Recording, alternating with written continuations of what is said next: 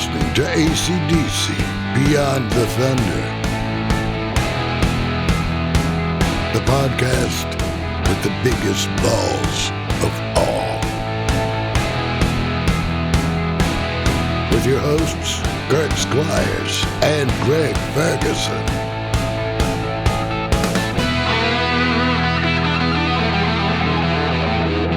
It's time to rock.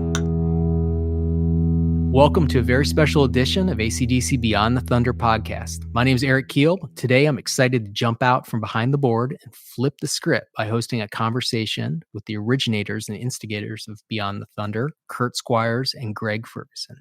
Kurt, Gregg, thanks for joining me remotely from your homes in North Carolina and Maine, respectively. So first thing, how are you guys holding up in this weird world of isolation that is unfortunately devoid of live rock and roll? Yeah, it's weird. It's definitely weird being kind of locked in the house and not going out and doing the normal things, for sure.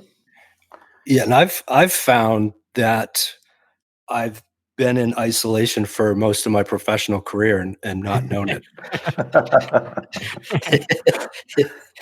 Cool. Thanks for doing this, Eric. This is fun. Yeah, thanks. Yeah, we've been, that's one of the things that with everyone trying to make the best of the current world situation, one of the things we've been talking about for a while now is doing a special Beyond the Thunder episode. And my own motivation for doing that was that, all along I've thought the story of your creative journey along the way is to me just as compelling or maybe more than the already awesome story you guys are trying to tell about the band and their fans. Some of our listeners might know some of the backstory from other media sources and so forth. But I bet many people who've listened to the podcast don't know the origins of this project and the fact that it goes back, more than 10 years when you guys made a pretty bold decision to put aside your daily careers and family duties and to make a documentary film about AC/DC called Beyond the Thunder. Tell us a little bit about that leap of faith. Well, I think at the time it didn't really feel that bold of a leap. Basically we were entering into a recession, and and a lot of our clients were kind of getting tight with the wallets, and the jobs were going away, and it seemed like a perfect time to start this project for some reason, and we had the time, had a little bit of money, and it was about really kind of just keeping the creative momentum going and, just shifting gears and doing something that we really wanted to do. Yeah, both Gregg and I had started our own companies, and within a year and change, the recession had hit. So all of our clients basically lost their jobs, the people that we were working with. So I think we were in a nice little creative zone, and we wanted to keep that energy going without losing our craft. And what better way to take on a recession than with AC/DC, right? Yeah, completely irresponsible. No, actually, there's kind of a cool parallel, just thinking about now with what we're going through with COVID-19 now. But sometimes it is these weird world events that things outside our control that push us to take risks in creative endeavors, and sometimes we have to take away that day-to-day safety net to jump out and take something that's a passion project and pursue it. And I think certainly I've benefited from your guys' effort to do that, and I believe our audience has too. So I think we'll get into some more details surrounding the film, but before we go too far, I kind of want to bring this around to some of the things, the way we start off some of the interviews, with our interviewees. And that's basically this shared love of AC/DC. So, what is it about this band that moves and motivates your creative efforts so much? Kurt, why don't you start off? Well, I actually wanted to set out to do this project to answer that question, because I've always been asked, what's my deal? And I couldn't explain it. So I figured, why not find out that answer? And my favorite one that's a recurring response is it's almost like a religion. You can't describe the feeling, but what the music does to you, it motivates you, it makes you believe in something, and it makes you happy. It gives you confidence. It gives you drive, what have you. And those are fun answers to find out from people from all walks of life. Cool. Gregg, how about you? Well, I think, most of the people, AC/DC fans probably know who Kurt is. They don't know who I am because, I'm not a super fan like Kurt is. I've always been a fan of AC/DC, but I pale in comparison to Kurt's, fandom of the band. And for me, I really started to get into this after the first couple interviews and just seeing the community that really surrounded AC/DC and the passion and the emotion that these people had and the stories that they wanted to tell. I think that, as we continued the project, it just got more and more evident to me that this band is a huge fucking deal and it means a lot to a lot of people. It's impressive to hear their stories and why they connected. And I kind of relate a lot of that back to myself and pick a little parts of that and kind of keep that as, why I like AC/DC as well. That's one of the things about AC/DC. I mean, so you have like the super fans. Kurt's definitely kind of in that category, but probably, Gregg, you and I more, they were one of many bands at the time, but it seems like in the interviews, super fan or cursory fan or someone that appreciated them later, they kind of have that AC/DC moment where you kind of wherever they are in that scale of fan, there was something different about them at the time, something, to me that felt dangerous or Oh, exciting. absolutely. And so, I guess like we've asked some of the guests, I mean, Gregg, who introduced you to AC/DC? When did you first hear them and how did that feel? Yeah, I was lucky enough to have an older brother and, he's 4 years older than I am. And he was into a lot of music that kind of, I would hear what he's playing for records and I'd go and sneak into his room when he wasn't there and listen to all the vinyl that he had bought. And, AC/DC was one that I reached for often. I think Highway to Hell was probably the first album that I listened to. Was he the kind of brother that would, if he found out, he would beat you up? He'd beat the shit out of me. In fact, I hope he doesn't listen to this right now. Oh, you're in trouble now. But yeah, my brother had a great stereo system, and I just go in there, and sometimes I have my friends over and be like, "Oh, you got to check this out. You got to listen to this." And I was probably 5th grade maybe at the time, and yeah, it was definitely something that you wanted to turn up really loud on a nice sounding system, and that feeling is just amazing. Yeah. And not many of his records could kind of get that emotion out of you. Kurt, you were also you have a brother connection to being introduced to AC/DC as well, right?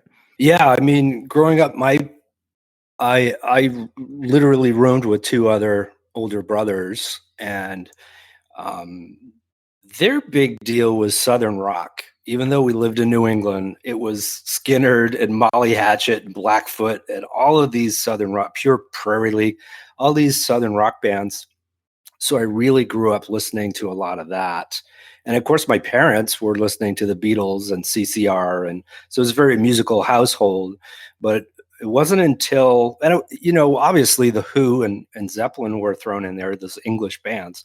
But it wasn't until my brothers brought home Highway to Hell, like Gregg, that the landscape changed for me, because I was listening to like, Saturday Night Fever soundtrack and Supertramp.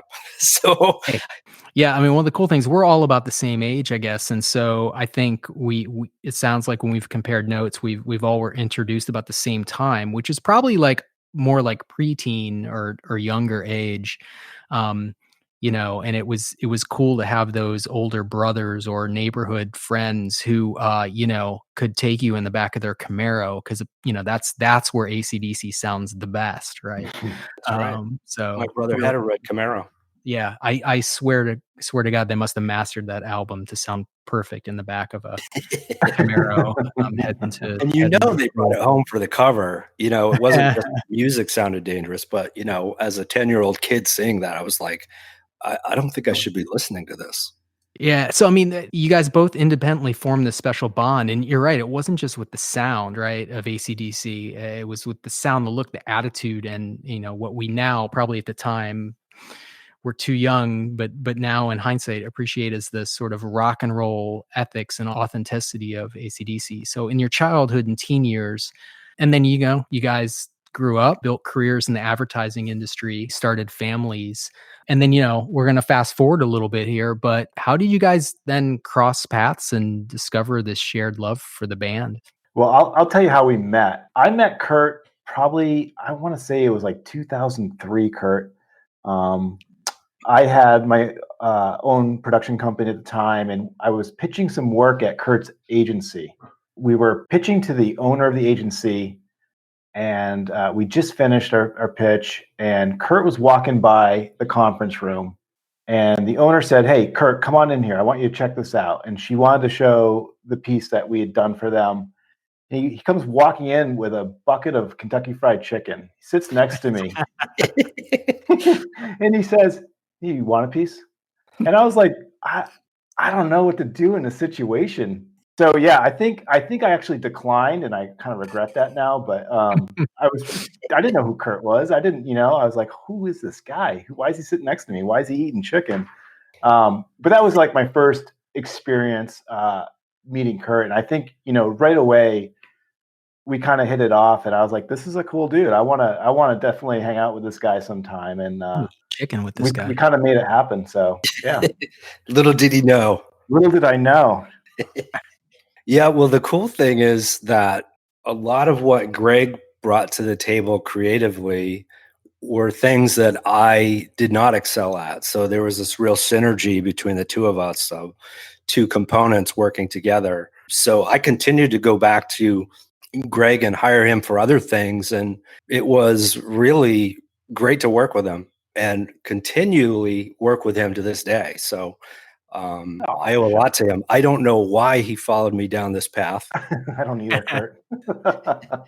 The real cool story is, go ahead, Gregg, and tell him. Awesome. Yeah. So, I mean, years later, I think, we talked about AC/DC a lot, but we came to the realization that my first concert was AC/DC, and it was in Worcester, Massachusetts. And I didn't know the exact date, but I knew it was Fly on the Wall tour.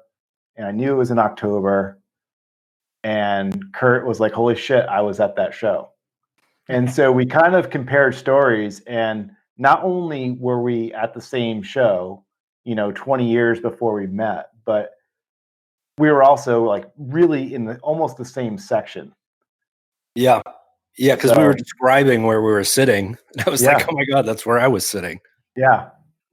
Had no idea that, Kurt was there, and he had no idea I was there. And 20 years later, we crossed paths again. And it's not like we're in the same state. Gregg I grew up in New Hampshire, and I'm from Maine, and we're totally different cities, totally different states going to this show. Yeah. That's wild. Think I was a freshman in high school, and I didn't have my license. My friend's parents drove us there, because it was like an hour and a half maybe from my house, the concert. It was just an awesome experience to just go there and just kind of feel badass, see AC/DC and see all the people, all the fans there. It was just really an amazing experience.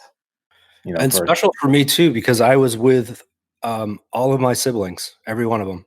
I think another cool story, Kurt, is I remember it was after meeting you. I think I was pitching another piece of work to you or something, and I thought it'd be really cool to use AC/DC music, but I needed something that fit whatever I was doing. And it was like a Missy Elliott remix, like someone had mixed Back in Black with Missy Elliott. Yeah. And I played it for you. And I got this vibe from you where it was just like, what the fuck are you doing? Don't mess with AC/DC. Like, I think, you kind of nodded and you enjoyed it, but at the same time you were just like, no, don't do that. I remember that. I actually can't describe the feeling that went through me. It was like everything at once. And you're probably right. I was kind of shocked that I'd never heard that version, probably.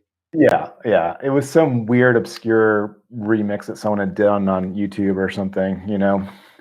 So I don't think that's in any of our published podcast episodes, but isn't there a guest in one of the interviews that's basically like, don't even try when you ask about AC/DC cover songs? Wasn't it Dweezil? Oh, yeah, Dweezil. Well, Bumblefoot said that, but you're right. Dweezil also said, don't bother. Or he was talking about trying to play Angus style, like any Gotcha. riffs of Angus, like just don't even try. Yeah. You know, spoken from a guitarist, that's so right. interesting. You know, someone that's as proficient as Dweezil is like guitar. Yeah, and that's the recurring theme you get is that it's AC/DC sounds simple, but it's not simple to play because it's so tight. Definitely. So over time, your guys' professional collaboration and friendship was growing.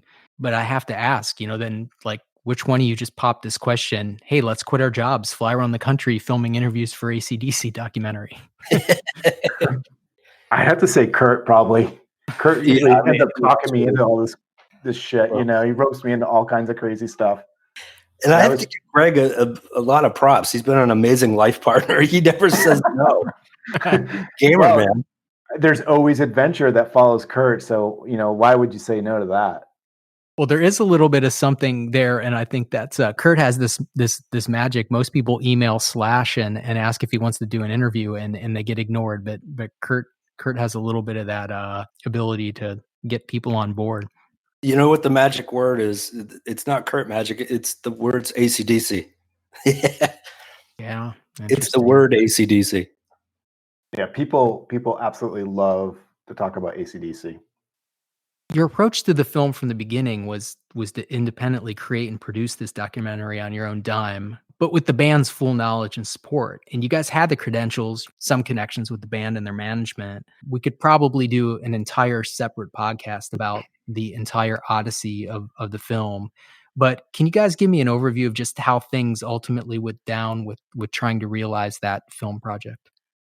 In fact, the seed of the idea grew based on Brian Johnson and Cliff Williams inviting us for a drink at the Chicago House of Blues, which happened to be one of Gregg and my first job, and together with our own companies.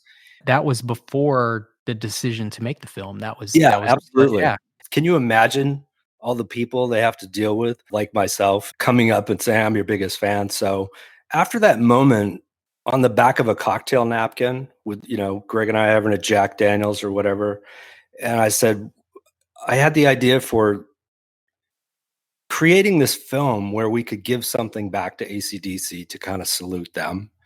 And the beauty behind that project was we weren't making a different book cover for the same old rock and roll story or capitalizing on selling another brand. I knew about AC/DC. I knew enough about AC/DC to take that idea one step further and focus in on the phenomenal stories of the individuals and how they'd been influenced, like the award-winning actor or the prolific author or the Hall of Fame pitcher, all connected to this thing called AC/DC in different, unique, compelling ways. And wouldn't it be cool to tell that story? So even if you weren't an AC/DC fan, we could engage new listeners or viewers at the time. We wanted to make a documentary and rope them into understanding how powerful this thing is called AC/DC. Yeah, I think, as soon as I kind of heard that part from Kurt, I was in. Didn't really matter, the obstacles that were in our way. I think we both kind of approached this project with a lot of enthusiasm, but also both being a little naive to the record industry and the music industry and how hard it is to really get someone's attention and to sell an idea. And I think that's, in hindsight, I think that's something that we probably should have put first. But if we thought about that at the time, we wouldn't have accomplished what we wanted to do. And, we went out and just naively started doing interviews and said, hey, we're gonna put together this trailer that can kind of really pitch the idea of what we want to accomplish with this film.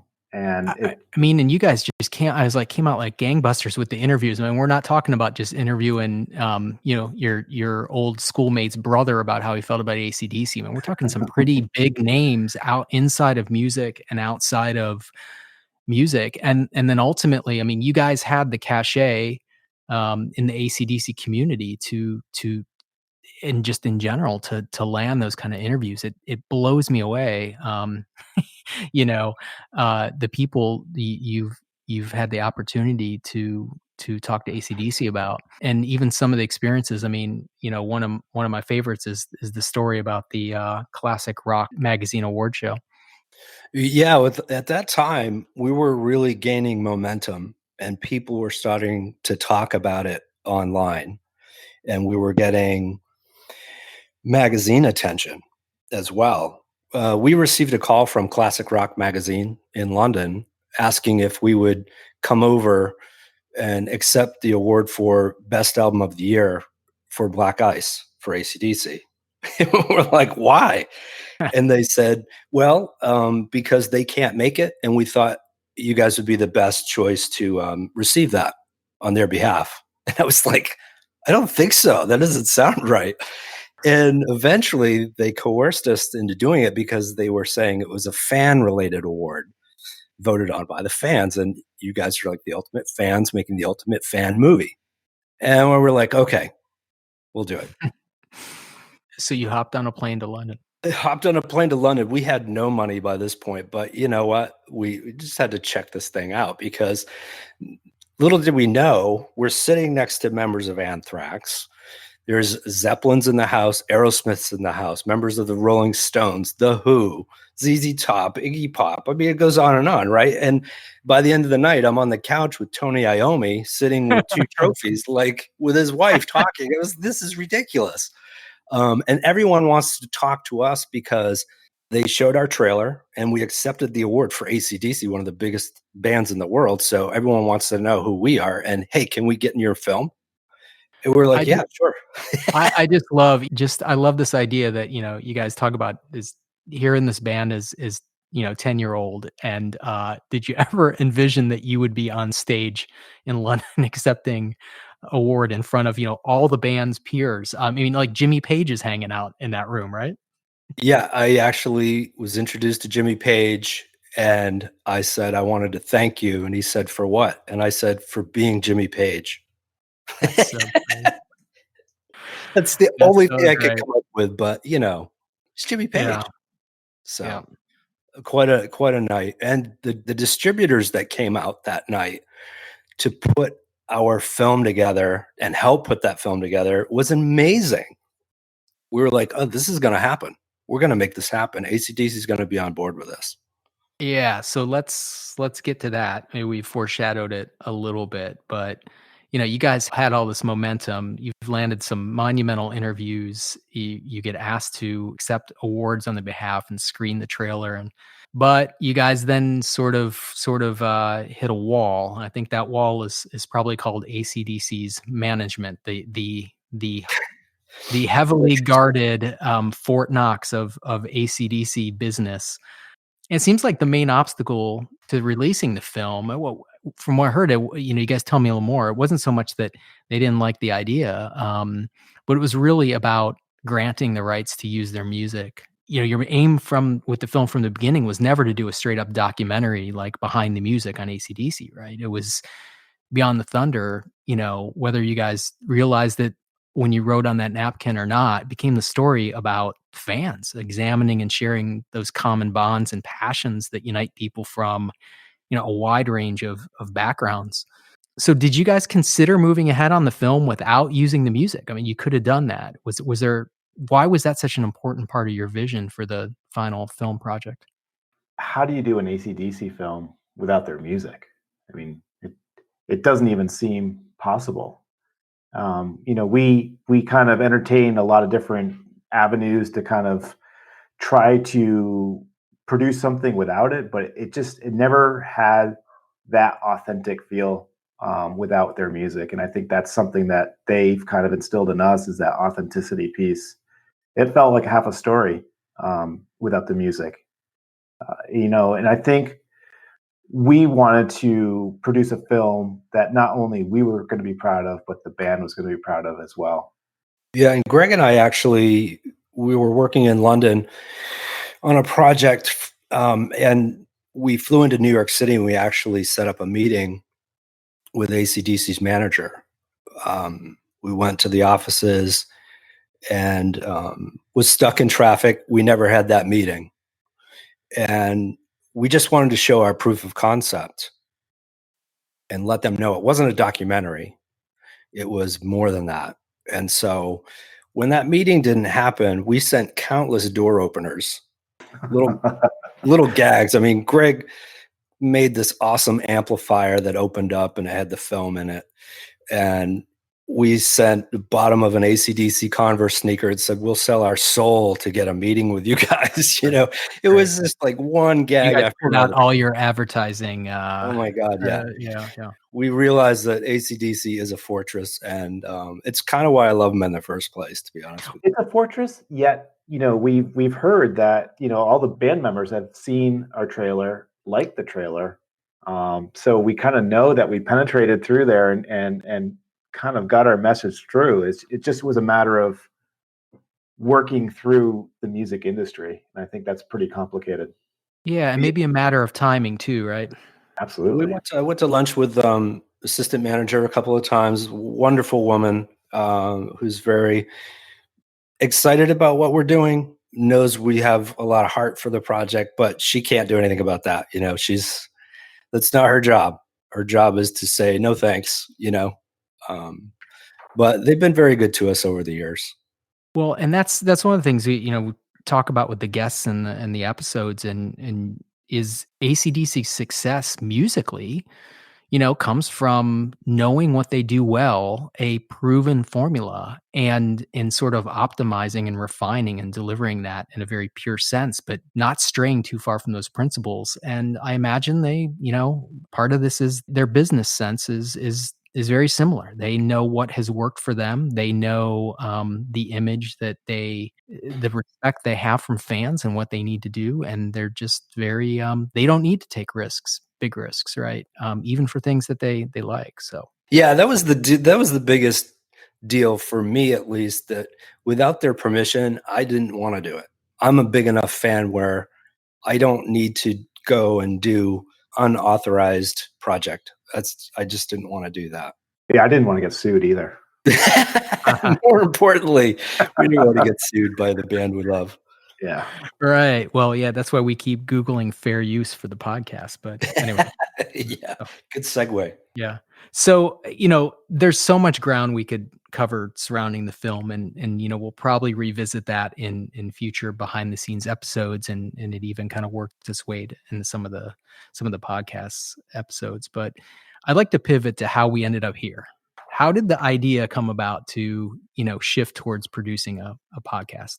After, so many years of kind of seeing the footage just collect dust on the shelf and still continuing to do interviews and just slowly pushing the film forward over the years, Kurt said, why don't we just do like a free release of the film, or why don't we try this? Why don't we try that? And he suggested doing a podcast. And I'm like, I don't know if that's, we didn't really shoot the footage and record the footage with that purpose. How would that work? And that's when we brought you in, Eric, and to kind of help us get through that piece and to look at the footage, listen to all the interviews, and really try to come up with a formula that could kick off this podcast using some of the archive footage that we had and the interviews that we had in the can already. So that's kind of how it came about. It was the last platform we had left. I think when we started this project, there weren't thousands of podcasts. There were probably 100 podcasts out there at the time. I mean, that's how long ago we started this project. It right. wouldn't even have, we wouldn't even have thought of doing a podcast in tandem of this film because they weren't popular back then. Right. And so even though you guys you had this momentum and then things slowed down, I mean, you guys economy got better and your industry turned around and you guys got really busy and probably needed the income and were willing to jump back into the industry again. But you didn't stop. And to this day, through the podcast and other things, you guys haven't stopped. You continued to do interviews when the opportunities came up, and they came up pretty often.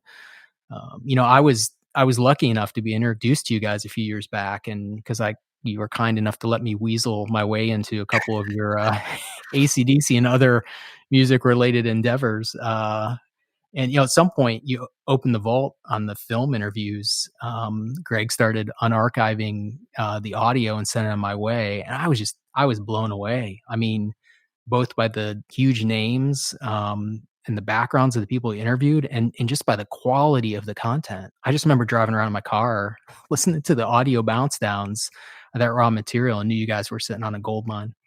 Yeah, I was always impressed with Gregg during that time because it was literally two of us. And when we would go and meet someone like Lemmy at his hotel, he would be running around like a maniac, setting up lights and the camera equipment, the tripod, and miking this guy, where I'm just talking with Lemmy with a Jack and Coke in my hand. And, as little as help as I could be, I was just there to really just kind of put whoever we were interviewing at ease. So think of a 2-man crew putting this film together. It was ridiculous. I think people appreciated that too, though. I mean, we were kind of part of that story to them. They were like, what are these two clowns trying to do here? How are they even possibly doing this all? We were like blowing people away with what we had captured. I was kind of psyched. I know.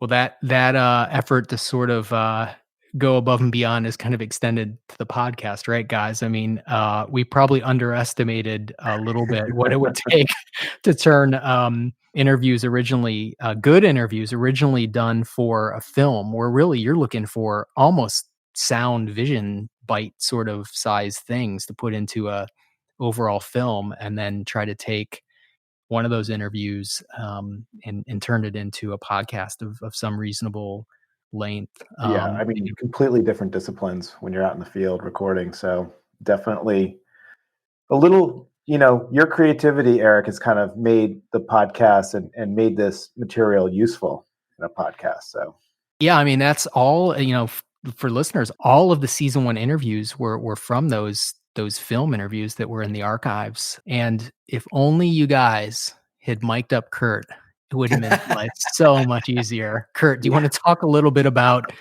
the re-skinning is the nice word you came up for the process we had to go through? You like that word? Yeah. I do. It's one way of saying when you're filming, there's no need to mic up me who's hosting. And you're just looking for sound bites. When you're doing a documentary, you're looking for pockets or chapters of content. And there's no narration on my part. So Gregg never mic'd me. And you can still hear me through whoever we were interviewing's mic.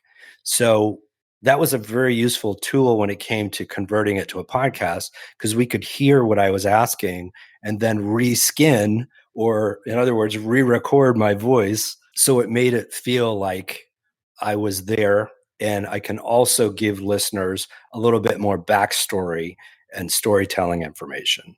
And that's something I think we all felt a little uneasy about, right? I mean, not just there's a little bit of a technical challenge there to sort of match up, whenever you record an interview, you've got background noise and things. And so then to re-record, Kurt later, there's some audio technical issues. But, I think we also felt like, is this like cheating a little bit? I mean, we're telling the story of a band who is the most authentic, pure rock and roll band. And now we're like talking about, well, we're going to go back and re-record Kurt asking questions. I mean, I know we felt a little weird about that at the time, but it's what we needed to do to put the content out there. How do you guys feel about how that ended up with our season 1 episodes? It was awkward, but I'm glad we got through it. Oh, I hope that's not awkward for listeners, but it's true. We want to be honest. Yeah. I don't think it's not a secret. I think it's, if you have any audio knowledge, you can see right through that. or hear. Yeah, I think there's just no way to really fool people. Listeners are pretty sophisticated, and they can pick up on that shit. Yeah. Plus, we've told them. But the important thing is we want to obtain new interviews that are live, and we have. So you guys had this mountain of film interview material, thinking about doing the podcast. What went into the selection of the, guests and the episodes for season 1? Well, I think we wanted to kind of pick a diverse group of people that could kind of tell a well-rounded story in the first season. I think we also had to kind of sift through the interviews too, because sometimes we have 15 minutes to sit down with these people, and we spend 5 of it setting up a microphone, and we don't always get a long interview. So we kind of had to balance that out too. But we also had some great names, and I think that we kind of wanted to offer to the listeners, and like Chris Slade, for example, Dweezil Zappa, Jim Brewer, Slash, like all these names I think would really kind of get attention, and really people want to kind of hear their story. So I think it was a kind of a delicate balance of how to tell that rounded story, keep it diverse, hearing from a comedian to a wartime hero, a pro athlete, try to get all the perspectives and encompass what we wanted to really achieve with the film kind of packed into the first season. And we still have a bunch, like you said, we have a mountain of interviews. We still have a bunch more that will probably start to come out in season 2. So speaking of season 2, so it's a little bit of a trade-off going into season 2, because there's still a lot of good material in the archives, but it's really exciting to think about doing new interviews. And in fact, we started to do some of those. So Kurt, can you give us a little idea about what might be in store for season 2? Yeah, I think our goal is to continue to unearth these great interviews that we have, including kicking off season 2 with a posthumous interview with Lemmy, and intersperse those with all new interviews. And we've been working feverishly on connecting with people that can share news stories. So for season 2, in addition to going back to some just really awesome material like Lemmy from the archives, we've got irons in the fire for new interviews. Is there one guest that, back to the film and back to the podcast, that you've just been dying to get to speak about their connection with AC/DC? Yeah, I mean, being from Maine, I was hell-bent on getting Stephen King, who we are still trying to get, who's politely declined each time. They know us by name, believe me. But there's a great example of a non-musical connection where Stephen King, one of the most prolific writers of our time, is quoting AC/DC in his books and plays in a band and covers AC/DC and even puts them as a soundtrack to one of his movies. A terrible movie, but it's a great soundtrack. All right. Well, I'm really excited as we move on to season 2. Just seems like there's so many more stories to be told related to Beyond the Thunder. So I thought it might be fun to wrap up with a lightning round version of the kind of questions you typically ask podcast guests. Ooh, you guys we're in the hot up seat. for that? Yeah, That's good. Okay. All right. And we'll just, alternate back and forth here. Why don't we start with, Gregg on the first question first, and we're gonna go through them pretty quickly here. So, all right, I'll start my little AC/DC timer over here. Uh-oh. Okay, and so we'll start with an easy one. Yeah. Who's the coolest person you interviewed for the film or podcast? I would have to say Mike Durant. I think when I heard his story, the hair on my arms stood up straight, and it was a powerful story. And to this day, I can't imagine going through that. Yeah, I know when I know I said this was going to be lightning round, but I had a reaction even when you said that. When I, years later, going through just editing down the audio from the interview, it's just so powerful. It's so moving. Okay, Kurt, coolest person you interviewed for the film or podcast? Oh boy. Well, I'm a baseball guy, so I'll go with Trevor Hoffman, who was a pitcher for San Diego Padres, Hall of Fame pitcher, one of the most relieves of all time. There's a guy who walks out to the mound to save the game to hell's bells. And again, that's kind of like a goosebump situation for me. It was a toss-up between Trevor and Pat Boone. Okay, now we're going to increase the difficulty of the question a little bit. Kurt, classic AC/DC question. Bon or Brian? Or Axel? Oh, God. Well, I was very fortunate to come into AC/DC right in between Bon and Brian. And so I love both of those guys, and I'm not in either camp. I could take it either way. I love both Brian and Bon. That's right. You also are politically savvy enough to know not to split your audience, right? It's not a good idea. It's a hot button. Good luck, Greg. Greg, you'll be willing to give your favorite, right? Bon or Brian? Yeah, well, I think, if you'd asked me this at the beginning of the project, I probably would have said that, the new guy, Brian. But I think the more you dive into the catalog, and depending on what mood you're in, I think there's just, it's amazing that there's that variety there for you. Depending on what you want to listen to, you have both of those voices. And again, the new guy who's been in the band for 40 years. Yeah. Yes, good answer. Spoken like true Jack experts. said that. The new guy. Yeah, there's two new guys Oh, God. now. All right. Hopefully, many, many years from now, on your deathbed, what is the last AC/DC song you hope to hear? I'm going to say Hell's Bells, Ooh, that's ominous, Greg. but it sounds so good. It's like you're already at church. That's brilliant. Yeah. Well, I'm going to go with the obvious heartfelt choice, and I'm going to choose Sink the Pink. Nice. Okay. Yeah. Okay. Or Ride On. No, if I'm being serious, Ride On. Is Yeah, probably that's another great tune. a good All one. right. All right. And finally, the question that ends every episode. If you had to describe AC/DC in just one word, what would it be? I'll say thunder. I like that.